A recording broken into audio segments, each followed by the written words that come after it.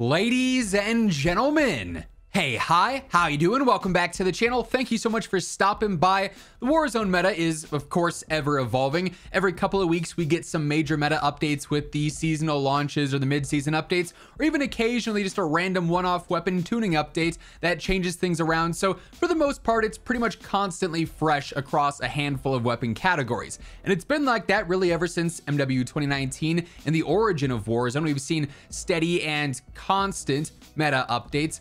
But at this current stage in Warzone's lifespan and with how things are right now, the meta has, in my opinion, some glaring issues. And admittedly, this is a video that I've had planned for several months at this point, but because of certain things that were said a while ago, I sort of held off on making it because I wanted to see how things would evolve. And now that we're a couple of seasons into the MW3 version of Warzone, I feel like I'm at this point now where we've seen plenty of updates go out and not many things actually be addressed or fulfilled. So today, I wanted to break down the larger problem with the Warzone meta and how it's kind of broken in a sense. So initially, the unfulfilled promises of what the Warzone meta is or was supposed to be this year. I guess there's no correct way to put it because we still have obviously quite a bit of time left in MW3, going through season 3, 4, 5, 6, all the way through Gulf War. But I'd rather it not be a situation of, hey, we're a season away from the launch of the next COD and we're finally at a point where the MW3 meta makes sense, because that'd just be very underwhelming in my opinion. And that's something that we've had happen in years past that was underwhelming at the time and was hopefully something they learned from. But as it stands right now, there have been several unfulfilled promises to date within the Warzone meta. There were some details that were shared with myself and a handful of other creators on a call prior to Warzone launching and Season 1 launching, in which the devs outlined a few things they wanted to focus on throughout the various seasonal updates in Warzone and MW3 this year. The first thing they mentioned is probably what I'm still surprised with the most to date, and that's the fact that they really were emphasizing that they wanted a healthy sniper meta within Warzone this year. You know, prior to Warzone launching this year with the whole integration, there was a lot of rumors, people saying that devs have sort of teased that the sniping meta was going to be back to like it was in Warzone 1. Snipers like the Kar 98 would sort of thrive, or we'd have similar situations to that. And of course, the integration happened and there was one-shot sniper, and it was the Cat. So it's slow and it's heavy, not really built for aggressive sniping regardless of how you kit it out with your attachments. And then of course, some of the MW2 snipes, if you use explosive ammo, would also one-shot knock, but the explosive ammo absolutely destroys their velocity and makes it so that they're really not all that effective. And even if you build them out to be fast, they're still very clunky and very awkward. And then we, of course, recently got an update to the Stalker that made it one-shot knock within a certain damage range, which I find to be very balanced in my opinion. That's very similar and reminiscent to the sniper meta that we had towards the end of Warzone 1, where aggressive snipers could one-shot in the close and mid-range, and heavy snipers could one-shot overall ranges. And I thought that was very balanced, and that was probably the best sniper meta to date. Maybe sub the couple of days that we had the SPR hit scan, because man, that thing was fun. But them indicating that they wanted this healthy sniper meta, it really hasn't been something that's come to fruition since they said that. And so when the game dropped and the integration happened and we had one viable sniper, kind of just went completely opposite of what they said they wanted, and they haven't really followed through on creating that healthy sniper meta yet. And hopefully that's something that happens in the near future. Another thing that was revealed to us was that they wanted to make sure MW2 weapons actually had a place in the game. We've seen it happen in the previous integrations where the new game's guns are all fantastic. And that's obviously a sales thing. They want people to buy the new game and level up the new guns on the new multiplayer so that they have better sales numbers. There's an incentive for them to do that. And it's not surprising, it's a business tactic. But over time, throughout Cold War's era, we had plenty of good Modern Warfare 2019 guns. Throughout the Vanguard era, we had plenty of good Cold War and Modern Warfare 2019 guns. This year, though, MW2 guns are basically obsolete. There is a very, very select few MW2 guns that actually hold their own, and when we were told about the balance between MW2 and MW3 weapons, the devs specifically said they wanted to balance out MW2 guns and really buff them in ways to bring them more in line with MW3 guns, to limit their visual recoil and their bounce and their sway and their smoke, to make them much more laser beam like so that you could easily and freely pick and choose between MW3 and MW2 options, and you'd have a lot of good choices.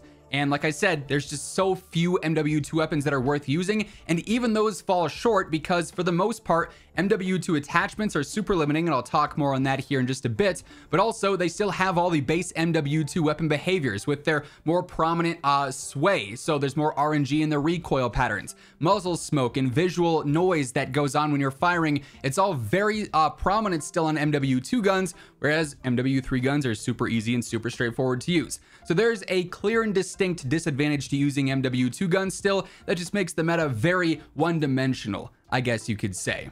Now, you heard me talk about attachments, and man, I got a lot to say about attachments right now and how this sort of system is working. I feel like it's a double-edged sword though, and as we go more in depth with this, by the way, if you guys are new to the channel or you simply have not subscribed yet, every single day I got you covered with all things you need to know about COD, so feel free to hit that sub button and turn on those post notifications. And if you enjoyed this video, do me a favor and drop a like on it. It really does help the channel grow. But attachments. Obviously, this year is the first year within a Warzone integration where the universal attachment system was really put into play. Back during Warzone 1, we had several integrations, obviously, Cold War, Vanguard, and whatnot. And all of those individual weapons, the weapons from Cold War had their attachments, the weapons from Vanguard had their attachments, the weapons from MW 2019 had their attachments. They weren't really shared. This year, though, we've got all these universal attachments. So all of these muzzles can work on really any gun in the game, whether it's an MW2 gun or an MW3 gun. The same goes for the underbarrels. We have a ton of those. The same goes for the optics. We've got a billion of those. And, you know, on paper, this sounds cool. Universal attachments. So if I have a level 2 weapon, I can actually have a wide selection of attachments to use. And as I rank it up more, I'll get the more efficient ones. But for now, I have a few starting options. It's going to make my low-level weapon grinding a little bit more convenient. But then you get to the point where we're at now, where it's just information overload. If I was a new player or a more casual player looking at the gunsmith, I would be extremely overwhelmed trying to figure out, okay, is this muzzle actually the best, or should I be using this underbarrel, or where's this one optic? I don't have it favorited and I'm trying to find it, but I got to sort through 89 of them. And in reality, there's just a handful of muzzles that are actually worthwhile, a handful of underbarrels that are actually worthwhile, a handful of optics that are actually worthwhile, and like a good 95% of those other universal attachments are completely useless. And as I mentioned earlier, a lot of the MW2 attachments, some that are weapon specific, things like some stocks or some rear grips or some barrels, have way harsher cons than MW3 ones do, so that's another disadvantage for MW2 guns. But then even the universal MW2 attachments aren't always doing as much as what an MW3 attachment would be doing for, you know, idle sway or aim stability or horizontal control or whatever the case may be. So then you have all these attachments that really aren't just used whatsoever, and they're just cluttering up the menus. So this whole idea of having universal attachments and more freedom in your created class really has just led to this attachment salad, I'm going to call it, because the devs once referred to having too many modes on the menu, mode salad, which, side note, ironically, them being afraid of mode salad is why our playlists are so bad right now. But we just have this overload of attachments that are largely useless, that don't really serve a purpose, and they're just cluttering up the game and making things more complicated than they need to be. And I'm really concerned for this going forward into Gulf War. Obviously, the carry forward was a big deal this year because MW2 and MW3 are direct complements. You know, MW3 being a direct sequel for the first time ever year over year is a big deal, and that's why this exists. I doubt we're gonna have like carryover for Gulf War in multiplayer and whatnot because it takes place in a different era. But if they're going to continue with this, with building upon this integration, and really the only reason we had a reset was because of an engine update, so it's going to be just like in the Vanguard era, we had 50 guns from MW 2019, 50 guns from Cold War, 50 guns eventually from Vanguard. We're going to have so many options, and they keep piling onto this universal attachment idea. It's just going to be scrolling and scrolling and scrolling infinitely. And there's going to be like 5 attachments that are actually useful though. So you just have this nonsense jumble of mess on the menu, and none of it really gets utilized. So either you have to go through and balance these things properly, which is going to take a ton of time to get all the attachments in order so that it's not just 5 in any given category that are actually being utilized out of 35, or in the case of optics, like 80, it seems like. Or you just simply have to cut down on the clutter and really just focus on, okay, we have 4 muzzles here that are all attacking horizontal recoil and aiming stability.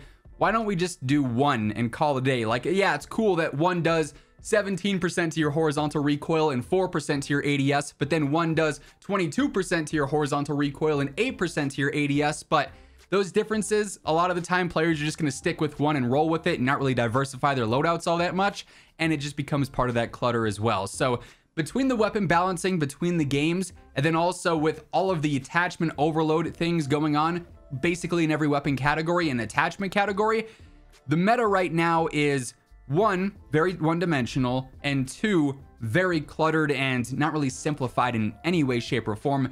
And I feel like that is only going to grow more concerning as we get closer to Goal 4 and we eventually see that integration take place as well. I'd love to know y'all's thoughts on this. Like, am I crazy for thinking that this attachment overload is kind of just annoying in some cases? Like, I've seen several other creators, True Game Data for instance, talking about this. Like, why do we have 100 optics and 4 of them are actually good? What's the point anymore, right? So I'm really curious to see what you guys think about this. Let me know your thoughts down in the comments below. But that is going to wrap things up for this one. If you enjoyed the video, do me a favor and drop a like on it. And if you are new to the channel, you want to guarantee that you're always up to date with news, updates, patch notes, meta breakdowns, all things going on in COD right here on a daily basis. So feel free to hit that subscribe button on your way out. But once again, thank you so much for tuning in. And until next time, take it easy, have an awesome rest of your day, and I'll catch you later. Peace out.